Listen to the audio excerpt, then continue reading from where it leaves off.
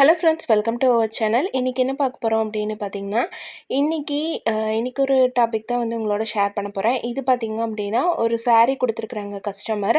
இந்த சாரியில் அளவு ஃப்ராக் வந்து கொடுத்துருந்தாங்க. ஒரு லாங் ஃப்ராக் தான் வந்து ஸ்டிச் பண்ணிகிட்ருக்கிறேன். இப்போ இதோட ஸ்டிச்சிங் ஒர்க்கை பார்த்துட்டே வந்து நம்ம என்ன இன்றைக்கி பார்க்க போகிறோம் அப்படின்னு பார்த்துடலாம். ஃபஸ்ட்டு பார்த்தீங்க அப்படின்னா 2 டேஸாகவே வந்து நான் கொஞ்சம் ஊருக்கு போயிட்டேன், அம்மா வீட்டுக்கு போயிட்டேன் அப்படிங்கிறனால 2 டேஸாக எதுவுமே ஸ்டிச் பண்ணவே இல்லை. இது வந்து நான் ஊருக்கு போகிறதுக்கு முன்னாடி வாங்கி வச்சுருந்தேன். கஸ்டமர் வந்து சனிக்கிழமை வேணும் அப்படின்னு சொல்லி கேட்டிருந்தாங்க. சரின்னு சொல்லி நான் வந்து காலையில் வந்துட்டோம் அப்படின்னாலும் ஈவினிங் வந்து ஸ்டிச் பண்ணி கொடுத்துடலாம் அப்படின்னு நினச்சேன். நான் வர்றதுக்கே வந்து கொஞ்சம் லேட் ஆகிடுச்சு அப்படிங்கிறனால, அதுவும் இல்லாமல் வர வழியில் ரொம்பவே மழையில் வேற மாட்டிட்டு 8 மணிக்கு மேலே தான் வந்து வீட்டுக்கே வந்து வர முடிஞ்சுது. வந்தோடனே பார்த்தீங்க அப்படின்னா, நானும் வந்து ஸ்டிச் பண்ண ஆரம்பித்தேன். உடனே வந்து கட்டிங் போட்டு ஸ்டிச் பண்ண ஆரம்பித்தேன். கஸ்டமர்கிட்ட வந்து கேட்டதுக்கு ரொம்ப மழையாக இருக்குது, நான் காலையில் கொண்டு வந்து கொடுத்துட்றேன் அப்படின்னு சொன்னதுக்கு, சரி ஓகே காலையில் வந்து ஒரு 9 மணிக்குள்ளார நீங்கள் கொடுத்துருங்க அப்படின்னு வந்து சொன்னாங்க. கட்டிங் போட்டு பாதி ஒர்க்கு வந்து ஸ்டிச் பண்ணி வச்சுட்டு, பாதி வந்து மார்னிங் எழுந்திரிச்சு வந்து ஸ்டிச் பண்ணேன். இதுக்கு பார்த்தீங்க அப்படின்னா, ஒரு saree ஃபுல்லாகவே வந்து நான் இதுக்கு யூஸ் பண்ணியிருக்கிறேன். மொத்தமாக வந்து 5 மீட்டருக்கு மேலே இருந்தது saree. இதில் வந்து முந்தி வர்றதை மட்டும் நான் வந்து பேக் அண்ட் ஃப்ரண்ட்டுக்கு வச்சுட்டு அந்த முந்தியில், அதுக்கப்புறமே ஸ்லீவுக்கு சேம் கலர் வச்சுட்டு பார்டர் கொடுத்து ஒரு சென்டரில் ஒரு டிசைன் மாதிரி கொடுத்துட்டு பாம்பாம் வச்சு நான் வந்து ஸ்டிச் பண்ணியிருக்கிறேன். ரொம்ப ரொம்ப ஒரு நீட்டான ஒரு ஃபினிஷிங்கில். அப்புறம் ஒரு ஹிப் பெல்ட்டும் வந்து இதுக்கு ரெடி பண்ணேன். இதுக்கான ஸ்டிச்சிங் ப்ரைஸ் வந்து எவ்வளோ அப்படின்னு பார்த்தீங்கன்னா, 300 ருப்பீஸ் வந்து லாங் ஃப்ராகுக்கு நான் வந்து ஸ்டிச் பண்ணுறதுக்கு சார்ஜ் பண்ணுறேன். எக்ஸ்ட்ராவாக வந்து கஸ்டமர் டிசைன் வந்து கேட்டதுனால, அவங்க அந்த டிசைன் பாம்பாம், ஹிப் பெல்ட்டு, நாட்டு இதெல்லாம் சேர்த்தி அதுக்கு வந்து 100 ருப்பீஸ் வந்து சார்ஜ் பண்ணியிருக்கேன். அதுக்கு மேலே வந்து பார்த்திங்க அப்படின்னா, நம்ம வந்து எவ்வளோ யூஸ் பண்ணமோ லைனிங் பார்த்திங்க அப்படின்னா, கீழே பாட்டம்க்கே பாவாடைக்கே வந்து 2 மீட்டர் லைனிங் வந்து தேவைப்பட்டுச்சு. மேலே வந்து பார்த்திங்க அப்படின்னா, ஸ்லீவுமே வந்து எல்போ ஸ்லீவ் தான். எல்போ ஸ்லீவுக்கும் கொஞ்சம் இறக்கமா தான் வந்து கேட்டிருந்தாங்க. மொத்தமாக வந்து ஒரு 3½ மீட்ரு பக்கமாகவே வந்து லைனிங் வந்து எனக்கு இதுக்கு தேவைப்பட்டது. அந்த லைனிங்கோட காஸ்ட்டும் நம்ம வந்து இதோட சேர்த்திக்கலாம். இன்றைக்கி என்ன உங்களோட டாபிக் வந்து ஷேர் பண்ணோம் அப்படின்னு நினச்சேன்னா, எப்பயுமே வந்து நம்ம டைலரிங் சம்மந்தமான வீடியோஸ் போடும்போது என்னென்ன நம்ம வந்து டைலரிங்கில் செய்யலாம் அப்படிங்கிறத வந்து நான் உங்களோட வந்து ஷேர் பண்ணியிருப்பேன். ஆனால் இது பார்த்திங்க அப்படின்னா, என்னென்ன செய்யக்கூடாது அப்படிங்கிறது தான் நான் வந்து இன்றைக்கி உங்களோட வந்து ஷேர் பண்ணுறேன். நம்ம எல்லாத்துக்குமே வந்து தெரியும் என்ன செய்யணும் அப்படிங்கிறது. ஆனால் என்ன செய்யக்கூடாது அப்படிங்கிறது அனுபவப்பட்டால் மட்டும்தான் தெரியும் எந்தெந்த விஷயங்கள் வந்து செய்யக்கூடாது அப்படின்னு. இது எல்லாமே என்னோட எப்படி சொல்கிறதுன்னா, சொந்த அனுபவங்கள் மட்டும்தான். அதை மட்டும்தான் நான் வந்து இன்றைக்கி உங்களோட வந்து ஷேர் பண்ணிக்கிறேன். எப்பயுமே வந்து பார்த்திங்க அப்படின்னா, ஃபஸ்ட்டு நீங்கள் இந்த தையல் தொழில் செய்கிறீங்க அப்படின்னா, முதல்ல நீங்கள் யாருக்குமே வந்து காசு வாங்காமல் துணி வந்து கொடுக்காதீங்க. அது நம்ம வந்து செய்யவே கூடாத ஒரு முதல் விஷயம். எவ்வளோ தான் வந்து க்ளோஸ் ரிலேஷனாக இருந்தாலும் சரி, சொந்தக்காரங்களாக இருந்தாலும் சரி, ஃப்ரெண்டாக இருந்தாலும் சரி, அக்கம் பக்கம் வீடாக இருந்தாலும் சரி, நம்ம வந்து ஒரு தொழில் செய்கிறோம். அந்த தொழிலுக்கு உண்டான மரியாதையை நம்ம முதல்ல கொடுக்கணும். நம்ம வந்து சரி கொடுத்துருவாங்க அப்படின்னு சொல்லி நம்ம பாட்டுக்கு தைச்சி கொடுத்துட்டோம் அப்படின்னா, நம்ம செஞ்ச வேலைக்கு ஒரு பிரயோஜனமே வந்து கிடையாது. இப்போ நம்மக்கிட்ட தான் வந்து அவங்க இப்படியெல்லாம் கேட்குறாங்க, காசு அப்புறம் கொடுக்குறேன்னு சொல்லி வாங்குறாங்க. ஒரு துணி கடைக்கு போயிட்டு துணி எடுத்துட்டு அந்த அந்த இடத்துல வந்து காசு அப்புறம் தரேன்னு சொல்லி சொல்ல முடியுமா? இல்லை எதுவாக இருந்தாலும் சரி, ஒரு அரிசி கடையாக இருந்தாலும் சரி, ஒரு எந்த கடையாக இருந்தாலும் சரி, ஒரு மளிகை கடையாக இருந்தாலும் சரி, பொருளெல்லாம் வாங்கிட்டு நான் உங்களுக்கு காசு அப்புறம் தரேன்னு சொன்னால் ஒத்துக்குவாங்களா? ஆனால் நம்ம மட்டும்தான் வந்து காசு அப்புறம் தரேன்னு சொன்னால் நம்ம ஒத்துட்டு நம்ம வந்து துணியை கொடுத்துட்றோம். அந்த மாதிரி வந்து தயவு செஞ்சு நீங்கள் கொடுக்கவே கொடுக்காதீங்க. அதனால் எந்த விதமான சலுப்பு சங்கடம் வந்தாலும் பரவாயில்ல. இப்போ நீங்கள் வந்து முடியாது, காசு கொடுத்துட்டு வாங்கிக்கோங்க அப்படின்னு சொன்னால் அது அந்த ஒரு நிமிஷத்தோட சலுப்போட வந்து போயிடும். இதுவே வந்து நீங்கள் அவங்கள்ட்ட எப்பிட்றா அப்படி சொல்கிறது அப்படின்னு நினச்சிட்டு நீங்கள் வந்து துணியை கொடுத்துட்டீங்க அப்படின்னா, திருப்பி வந்து அவங்க சொன்ன டைமுக்கு 2 டேஸில் தரேன்னு சொல்கிறாங்களா, இல்லை 1 வீக்கில் தரேன்னு சொல்கிறாங்களா, இல்லை சொன்ன டைமுக்கு நம்ம திருப்பி அவங்கள்ட்ட அந்த காசை கேட்டால் அவங்க வந்து திருப்பியும் டைம் தான் வந்து சொல்லுவாங்க. அப்புறம் நம்ம வந்து ஸ்டிச் பண்ணினதில் ஏதாவது ஒரு கம்ப்ளைண்ட் சொல்லுவாங்க. நம்ம வந்து நல்லா தைக்கலை அப்படிங்கிற மாதிரி ஒரு குறை வந்து அவங்க வந்து சொல்ல ஆரம்பிப்பாங்க. இப்போ இந்த மாதிரி ரீசன்னாலையும் நம்ம ஒவ்வொரு டைமும் கேட்கும்போதும் அவங்களுக்கும் நமக்கும் வந்து அந்த கருத்து வேறுபாடு, சலிப்பு சங்கட்டம் இந்த மாதிரியெல்லாம் வரும். அதுக்கு நம்ம ஒரே டைம் வந்து நீங்கள் இல்லை கோச்சுக்காதீங்க, அப்படி நாங்கள் தரமாட்டோம் அப்படின்னு சொல்லிட்டீங்க அப்படின்னா உங்களுக்கு அது எந்த விதமான ஒரு இதுவுமே இருக்காது. அது அந்த நிமிஷத்தோட முடிஞ்சு போயிடும். நெக்ஸ்ட் டைம் அவங்களுக்கு விருப்பம் இருந்தால் கொடுக்குறாங்க, இல்லாட்டி விட்டுட்டு போகிறாங்க. அந்த மாதிரி கஸ்டமர்ஸே முதல்ல நமக்கு வந்து தேவையே வந்து கிடையாது. அதை ஃபஸ்ட்டு நீங்கள் தெரிஞ்சுக்கோங்க. அடுத்த விஷயம் என்ன அப்படின்னு பார்த்தீங்கன்னா, இப்போ நம்ம ஒரு ரேட்டு வந்து இதில் ஃபிக்ஸ் பண்ணுறோம். பண்ணிவிட்டு எல்லாத்துக்குமே பார்த்தீங்கன்னா, நீங்கள் ஸ்டிச் பண்ணுறதுக்கு ஒரு ரேட் ஃபிக்ஸ் பண்ணிக்கோங்க. அந்த ரேட்டு மட்டும் நீங்கள் வந்து போட்டு கஸ்டமருக்கு வந்து சொல்லிடுங்க. அதில் ஒரு சில கஸ்டமர் வந்து நம்மளுக்கு வந்து லெஸ் பண்ணி கேட்பாங்க. நம்ம வந்து ஒரு ரூ. 500 சொல்கிறோம் அப்படின்னா ரூ. 50 குறைச்சிக்கோங்க, ரூ. 550 குறைச்சிக்கோங்க. ஒரு சில கஸ்டமர் எல்லாமே ரூ. 100 வரையுமே குறைப்பாங்க. அப்படி தான் வந்து இருக்கிறாங்க.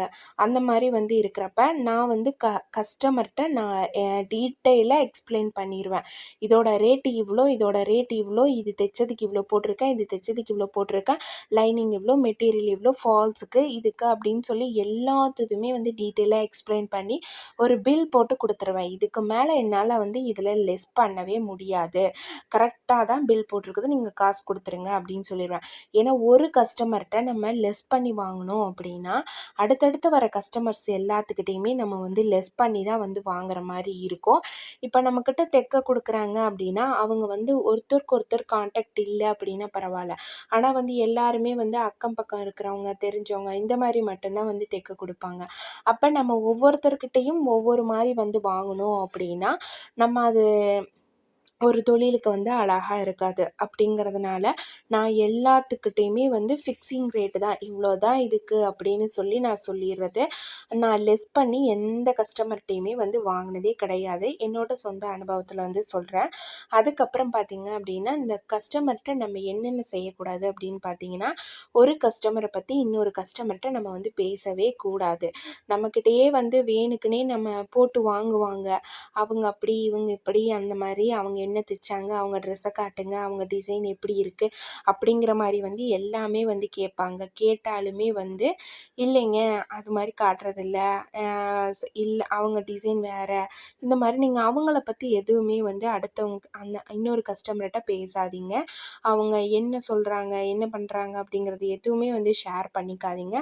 அந்த மாதிரி நம்ம வந்து எதார்த்தமாக வந்து ஏதாவது ஒன்று சொல்ல போனாலுமே வந்து அது வந்து அப்படியே ஒரு பெரிய பூகம்பமாக வெடித்து ஒரு பெரிய சண்டையை கொண்டு வந்து விட்டுரும்.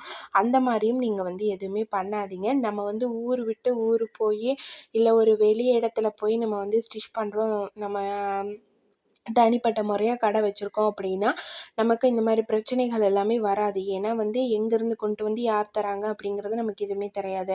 ஆனால் வீட்டில் ஸ்டிச் பண்ணும்போது அக்கம் பக்கத்தில் இருந்து வந்து கொடுக்குறவங்க, நமக்கு தெரிஞ்சவங்க இந்த மாதிரியெல்லாம் வரும்போது நம்ம வந்து ஏதாவது நம்ம அவங்க பேசும்போது நம்ம ஒன்று சொல்கிறது இந்த மாதிரியெல்லாம் இருக்கிறப்ப நீங்கள் இந்த மாதிரி பேச்சை அவாய்ட் பண்ணிடுறது ரொம்பவே வந்து பரவாயில்லை.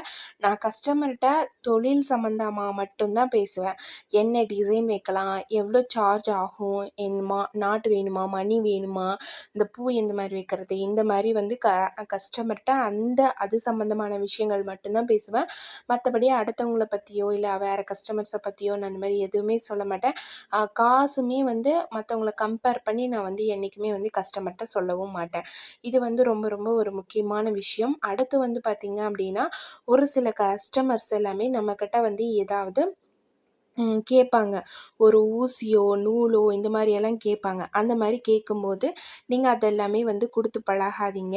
அதே மாதிரி பார்த்திங்க அப்படின்னா செவ்வாய்க்கிழமையும் வெள்ளிக்கிழமையும் எலுமிச்சம்பழம் வந்து கட் பண்ணி வைங்க. எலுமிச்சம்பழம் கட் பண்ணி வச்சுட்டு எப்பயுமே வந்து நீங்கள் குளிச்சுட்டு மிஷினில் உட்கார்றது ரொம்ப பரவாயில்லை. அப்படி இல்லைனாலுமே வந்து மிஷினுக்கு நீங்கள் வந்து கொஞ்சம் நம்ம தொழில் வந்து நல்லபடியாக நடக்கணும், எந்த ஒரு தடங்களும் இல்லாமல் நம்மளோட தையல் மிஷின் வந்து நமக்கு வந்து அந்த வேலையை செஞ்சு கொடுக்கணும் அப்படிங்கிறத நீங்கள் வந்து மனசார நினச்சிட்டு அதுக்கப்புறமே தைக்க உட்காந்தீங்க அப்படின்னாலும் அது உங்களுக்கு நல்ல ஒரு பலனை வந்து கொடுக்கும். அதே மாதிரி செவ்வாய்க்கிழமையும் வெள்ளிக்கிழமையும் நீங்கள் யாருக்குமே வந்து இத பணம் வந்து வாங்காமல் ட்ரெஸ் வந்து கொடுக்காதீங்க. அதுவுமே ரொம்ப ரொம்ப ஒரு முக்கியமான விஷயம். அதே மாதிரி வந்து பார்த்திங்க அப்படின்னா ரொம்ப வந்து நான் அதிகமாக கஸ்டமர்கிட்ட வந்து பார்த்திங்க அப்படின்னா ரொம்ப பழைய துணி எல்லாமே வந்து வாங்கி தைக்கிறது கிடையாது. அந்த துணி எல்லாமே நான் யூஸ் பண்ணுறது கிடையாது. அதே மாதிரி மொத்த கிளாத் வந்து யாராவது கொடுத்தாலுமே வந்து அந்த கிளாத்துமே வந்து வாங்கி தைக்க மாட்டேன். ஆல்ட்ரேஷன் பண்ணுறேன் அப்படின்னா புது ட்ரெஸ்ஸில் என்னென்ன ஆல்ட்ரேஷன்லாம் வரும் அப்படிங்கிறது தெரியும். அந்த ஆல்ட்ரேஷன் மட்டும் தான் வந்து நான் வந்து பண்ணுறது. பழசில் அவாய்ட் பண்ணிடுறது. பழசு வந்து மேக்ஸிமம் இப்போல்லாமே நான் வந்து வாங்குறதே கிடையாது. ஏதோ ஓரளவுக்கு நல்ல துணியாக இருக்குது, இது சும்மா வந்து தைச்சி கொடுங்க அப்படின்னு சொல்லி கேட்டால் மட்டும்தான் வந்து அந்த மாதிரி நான் வந்து வாங்கி ஸ்டிச் பண்ணுறது. அது வந்து ஒரு சில காரணங்களால் இப்போ நம்ம என்ன ரீசன் அப்படின்னு சொல்லனா, அந்த துணி வந்து ரொம்ப ரொம்ப அந்த சோப் தூள் இதெல்லாம் போட்டு போட்டு வச்சுருப்பாங்க. நம்ம பழசு அதிகமாக வாங்கி தைக்கும்போது அந்த சோப் தூள் அந்த டஸ்ட் எல்லாம் சின்ன சின்னதாக இருக்கும். அது எல்லாமே வந்து நம்மளோட மிஷினில் தான் வந்து போய் தங்கும். அப்படி தங்குறப்ப நமக்கு வந்து அது நாளாக நாளாக ரொம்பவே வந்து இதான மாதிரி ஆயிடும். அதனால அந்த ஒரு ரீசன். நெக்ஸ்ட்டு வந்து பார்த்திங்கன்னா இன்னொரு ரீசனும் இருக்குது. அதனாலயும் வந்து நான் வந்து வாங்குறது கிடையாது. நம்ம வந்து புதுசு மட்டும் வாங்கி கஸ்டமர்ட்ட வந்து ஸ்டிச் பண்ணி கொடுத்துரலாம். புது நைட்டி, இன்ஸ்கர்ட்டு அந்த மாதிரி வந்து அப்புறம் டாப்பு இந்த மாதிரி வந்து நம்ம ஆல்ட்ரேஷன் வந்து பண்ணி கொடுக்கலாம். ஊசி யாருக்கும் தானம் கொடுக்காதீங்க. கத்தரிக்கோல் வந்து மெயினாக வந்து அதுவுமே யாருக்கும் கொடுக்காதீங்க. நம்மளோட தையல் சம்மந்தமான எந்த ஒரு விஷயத்தையுமே வந்து யாருக்குமே வந்து நம்ம தானமாக வந்து கொடுக்கக்கூடாது. முதல்ல நம்ம ஒரு தொழில் செய்கிறோம் அப்படின்னா அதை நம்ம வந்து முதல்ல மதிக்க கற்றுக்கணும். என்ன அப்படின்னு பார்த்தீங்க அப்படின்னா, இப்போ நமக்கு ஒரு தொழில் செய்கிறோம், நம்மளே அதை ஃபஸ்ட்டு மதிக்கலை அப்படின்னா மற்றவங்க எப்படி அதை வந்து மதிக்க ஆரம்பிப்பாங்க அப்படிங்கிறத வந்து ஃபஸ்ட்டு நீங்கள் நல்லா தெரிஞ்சுக்கோங்க. மதிக்கிறது அப்படின்னா எப்படி அப்படின்னு பார்த்தீங்கன்னா, நீங்கள் செய்கிற வேலைக்கு கரெக்டான கூலி வாங்குனீங்க அப்படின்னாவே வந்து அதுக்கு கொடுக்குற மதிப்பு தான் அது. ஒரு சிலர் வந்து பார்த்திங்கன்னா நம்மளை நம்பி துணி தரதே பெருசு, சரி காசு கொடுத்துருவாங்க அப்படின்னு நம்பி நின்னாங்க. அந்த மாதிரி வந்து பண்ணாதீங்க. உங்களோட வேல்யூ உங்களுக்கே வந்து சுத்தமாக வந்து தெரியறதே இல்லை. எனக்குமே வந்து ஆரம்பத்தில் இப்படி தான் இருந்தது. நம்மளை நம்பி அவங்க வந்து ட்ரெஸ்ஸு கொடுக்குறதே வந்து பெருசு. நம்ம வந்து ஏன் இப்படி வந்து இது பண்ணணும், கொஞ்சம் லெஸ் பண்ணி வாங்கிக்கலாம் அப்படிங்கிற மாதிரி தோணும். அதுக்கடுத்து வந்து பார்த்திங்க அப்படின்னா இந்த மாதிரி நிறைய அட்ஜஸ்ட்மெண்ட் பண்ணி போகணும் அப்படிங்கிற மாதிரியெல்லாம் வந்து எனக்கு தோண ஆரம்பிச்சது. லெஸ் பண்ணி வாங்கிக்கலாம் அப்படிங்கிற மாதிரி. ஆனால் வந்து அது எல்லாமே வந்து என்னோடய தரத்தை நானே குறைச்சிக்கிற மாதிரி அப்படிங்கிற மாதிரி என் மேலே எந்த விதமான நம்பிக்கையும் இல்லாமல் நான் வந்து இப்படி அட்ஜஸ்ட்மெண்ட் பண்ணி நான் அந்த வேலையை செய்கிறேன் அப்படிங்கிற மாதிரி எனக்கு ஒரு ஃபீல் ஆக ஆரம்பிச்சுது. அதுக்கப்புறமே நான் வந்து அந்த மாதிரி எந்த விதமான அட்ஜஸ்ட்மெண்ட்டுமே பண்ணுறதில்ல. என்னோட வேலை பிடிச்சிருந்து மட்டும் எனக்கு வேலை கொடுத்தா மட்டுமே போதும் அப்படிங்கிற ஒரு மைண்ட் செட்டுக்கு வந்து நான் வர ஆரம்பிச்சிட்டேன். அதே மாதிரி வந்து பார்த்திங்க அப்படின்னா தையல் மிஷின் எந்த பக்கம் போட்டு தைக்கலாம் அப்படிங்கிறதும் வந்து நிறைய பேர்த்துக்கு டவுட்டாகவே வந்து இருக்குது. அது வந்து பார்த்திங்க அப்படின்னா நம்ம வந்து ஒன்று வடக்கு பார்த்து போட்டு தைக்கலாம், இல்லைன்னா கிழக்கு பார்த்து போட்டு தைக்கலாம். நமக்கு வந்து எந்த பக்கம் வந்து நல்ல ஒரு இது இருக்கோ. ஒரு சிலர் வந்து நீங்கள் உங்களுக்கு வந்து அந்த தொழில் செய்யும்போது சரியான அது மேலே ஈடுபாடு இல்லை, நாட்டம் இல்லை அப்படின்னா நீங்கள் வந்து உங்களோட மிஷினோட அந்த எந்த பக்கம் வருதோ அந்த பக்கத்தை கொஞ்சம் மாற்றி நீங்கள் வந்து போட்டு உட்காந்து ஸ்டிச் பண்ணி பார்த்தீங்க அப்படின்னா உங்களுக்கு வந்து எப்படி இருக்குது அப்படிங்கிறது தெரியும். ஒவ்வொரு பக்கமுமே வந்து ஒவ்வொருத்தருக்கு வந்து செட் ஆகலாம். ஒரு சிலருக்கு வந்து பார்த்திங்க அப்படின்னா கிழக்கு திசை வந்து செட் ஆகலாம். அந்த பக்கம் நம்ம வந்து உட்காந்து தைக்கும்போது ஒரு நல்ல ஒரு லாபமும் நம்மளோட உடம்புக்கு வந்து எந்த விதமான ஒரு இதுவும் இல்லாமல் வந்து இருக்கும்.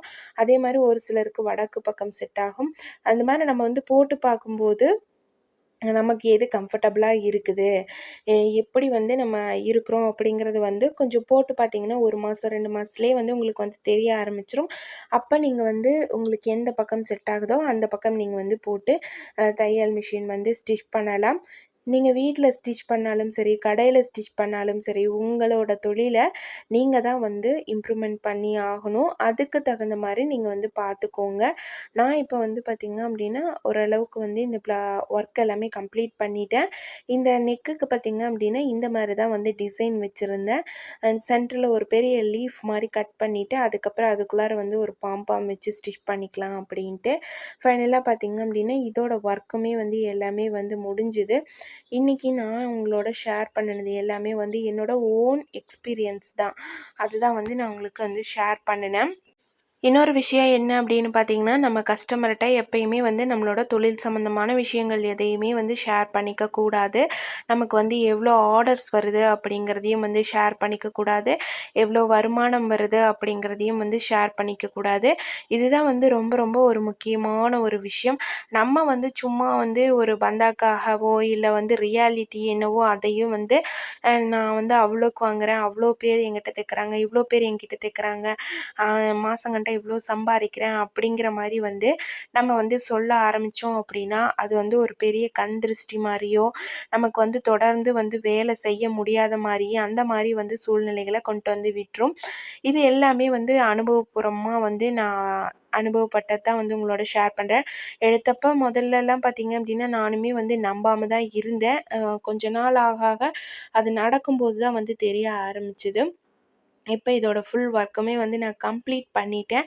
இன்னைக்கு இந்த வீடியோ உங்களோட ஷேர் பண்ணதுல எனக்கு ரொம்பவே வந்து ஹாப்பி. நெக்ஸ்ட் வீடியோல பார்க்கலாம் ஃப்ரெண்ட்ஸ். தேங்க்ஸ் ஃபார் வாட்சிங் ஃப்ரெண்ட்ஸ். பை.